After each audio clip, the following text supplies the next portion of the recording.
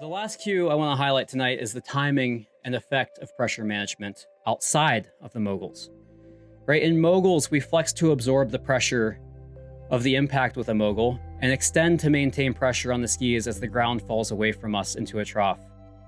But with differing levels of intensity, right? We experience this same movement pattern on groomers. If you look at this visual I kind of overlaid down the middle of the screen, the blue line represents the path our skis take, while the red represents the path our center of mass or our body takes. Our body always takes a shorter path than the skis because we have to inclinate and balance against the turn forces pulling us to the outside of a turn, right? So in that top half of the turn, because the skis are taking a wider path, the skis are moving away from the rest of our bodies, right? Much like when the ground falls away from us in the trough of a mogul, we must extend our outside leg to maintain pressure on that ski. But the rate at which it's moving away from us is usually much slower than the rate it's moving away from us in the moguls. So that extension of the outside leg needs to be much more purposeful and controlled.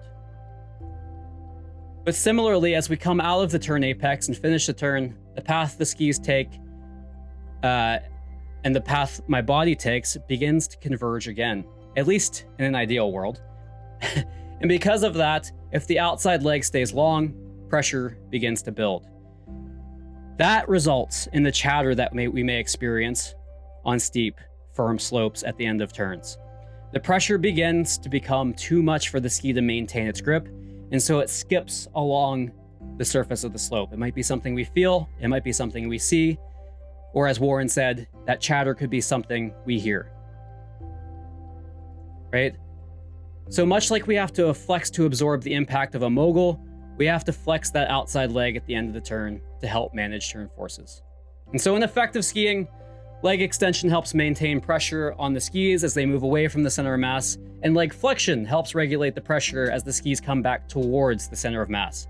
But in ineffective skiing, the outside leg is quickly extended at turn initiation and/or remains extended at turn finish, making it difficult to regulate the pressure as the path of the center of mass and base of support go away from each other and diverge, or come back together and converge.